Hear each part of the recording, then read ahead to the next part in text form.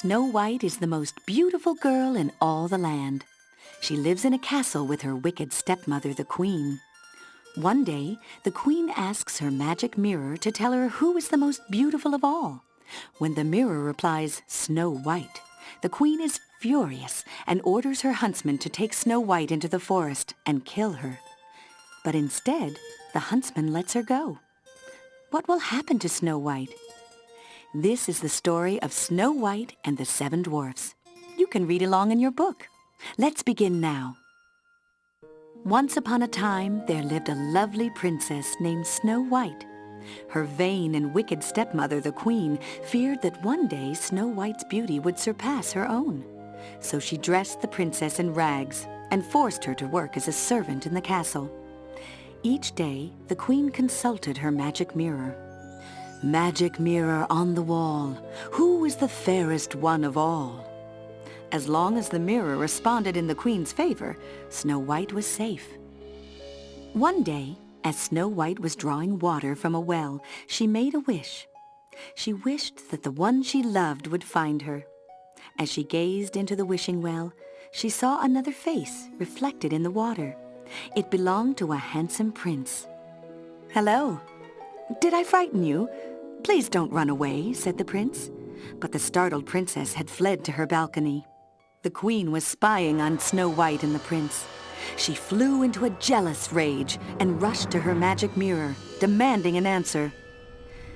"Famed is thy beauty, Majesty, but hold, a lovely maid I see. Rags cannot hide her gentle grace.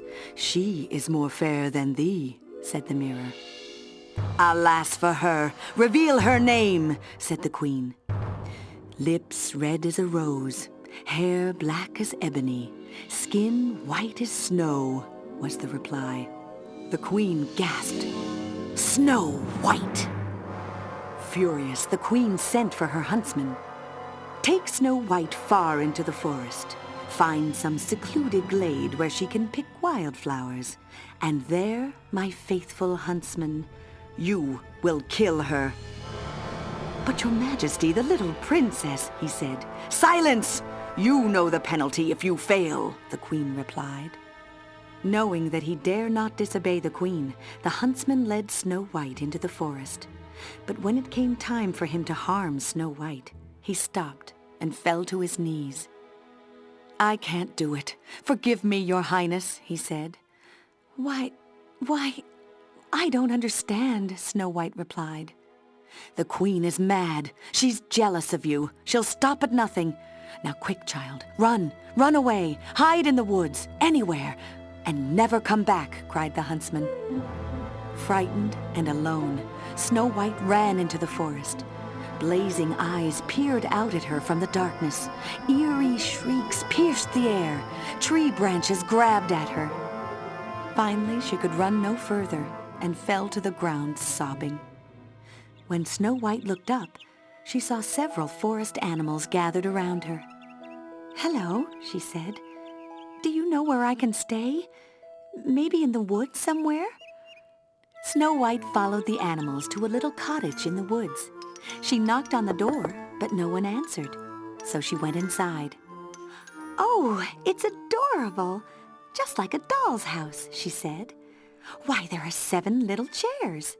There must be 7 little children. And by the look of this table, 7 untidy children. I know. I'll clean house and surprise them. Then maybe they'll let me stay." With the help of her animal friends, Snow White cleaned the cottage.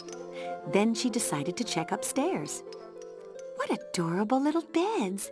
And look, they have names carved on them. Doc, Happy, Sneezy, Dopey. What funny names for children. And there's Grumpy, Bashful, and Sleepy. I'm a little sleepy myself. Snow White laid down across 3 of the tiny beds and fell asleep. Just then, the owners of the cottage came marching home. They weren't children at all, but the 7 dwarfs who worked all day in their diamond mine. As they marched into the clearing, the dwarfs came to a halt. "Look, our house! The light's lit," said Doc. "Mark my words, there's trouble a-brewin'," said Grumpy. "I've felt it comin' on all day." The dwarfs peeked inside the cottage and saw that the whole place was clean. Suddenly, the dwarfs thought they heard a sound. Doc looked toward the stairs. "It's up there, in the bedroom." Cautiously, the 7 little men went in to investigate. They slowly opened the door and peered in. "Why, it's a girl," said Doc. As the dwarfs approached the sleeping princess, she began to stir. They quickly hid behind the beds. Snow White yawned and stretched. Then she noticed 7 pairs of eyes looking at her over the end of the beds. She sat up, smiling. "How do you do?" she said. "How do you do what?" Grumpy folded his arms, scowling. Snow White laughed. "Let me guess. You must be Grumpy." "I know who I am. Who are you?" "Oh, how silly of me. I'm Snow White." "The princess?" Doc looked very impressed. "Tell her to go back where she belongs," said Grumpy. "Please don't send me away," pleaded Snow White. "If you do, the queen will kill me." Grumpy shook his head. "The queen's an old witch. If she finds you here, she'll swoop down and wreak her vengeance on us." "Oh, she'll never find me here," said Snow White. "And if you let me stay, I'll keep house for you. I'll wash and sew and sweep and cook." "Cook?" Doc rubbed his tummy. "Hooray! She stays!" Back in the castle, the wicked queen stood before her mirror. "Magic mirror on the wall, who now is the fairest one of all?" Beyond the 7th fall, in the cottage of the 7 dwarfs, Snow White still lives, fairest one of all. "I've been tricked!" yelled the queen. "I'll go myself to the dwarf's cottage in the woods. I'll go in disguise, so complete, no one will suspect me." The queen concocted a magic potion, then transformed herself into an ugly old peddler woman. "And now, a special sort of death for one so fair. What should it be?" "Ah, a poisoned apple. One taste and Snow White's eyes will close forever, only to be revived by love's first kiss." "No fear of that. The dwarfs will think she's dead." Back at the cottage, Snow White kissed each of the dwarfs goodbye as they set off for work. "Now don't forget, my dear, the old queen's a sly one, full of witchcraft, so beware," said Doc.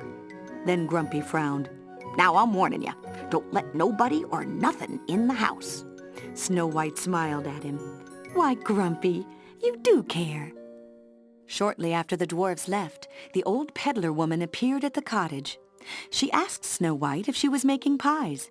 "Yes, gooseberry pies," replied Snow White. "Ah, it's apple pies that make the men folks' mouths water. Pies made with apples like these," said the old woman. She took a shiny red apple from her basket and offered it to Snow White. Sensing that Snow White was in danger, several birds swooped down on the woman, knocking the apple out of her hand.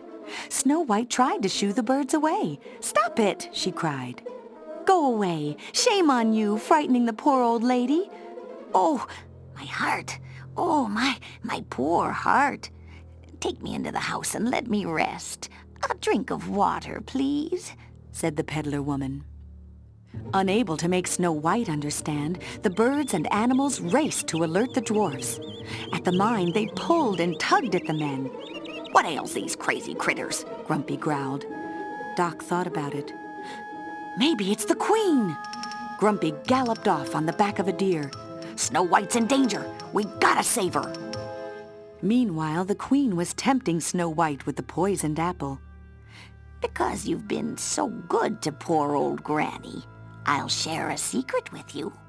This is no ordinary apple. It's a magic wishing apple." "A wishing apple? Really?"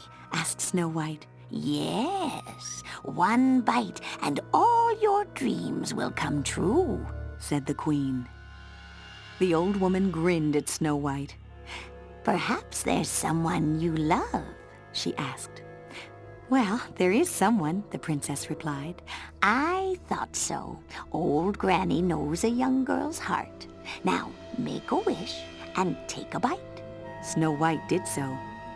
"Oh, I feel strange," she said. A moment later, she fell to the ground. A storm began to rage as the dwarfs reached the cottage and found the lifeless Snow White. Grumpy spotted the old hag disappearing into the forest. "There she goes, men! After her!" The dwarfs chased the queen up a steep cliff. "You little fools, I'll crush your bones!" she cried, trying to pry a boulder loose to crush them. Suddenly, a bolt of lightning shattered the ledge, sending the wicked queen into the valley below. Though the evil queen was gone forever, the princess was still locked in her spell.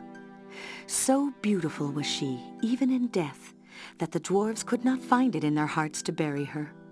Doc brushed away a tear. "Let's make her a casket out of crystal and gold. That way, we can still see her and keep constant watch by her side." The prince heard of the beautiful maiden who slept in the crystal casket. He rode to the cottage of the 7 dwarfs, and they took him to Snow White. Gently, he kissed her. Then, slowly, her eyes began to open. The spell was broken. Love's first kiss had brought her back to life. Snow White's wish finally came true. She bid the 7 dwarfs goodbye as the handsome prince swept her into his arms. Soon wedding bells rang, echoing throughout the forest. From then on, Snow White and her prince lived in their castle happily ever after.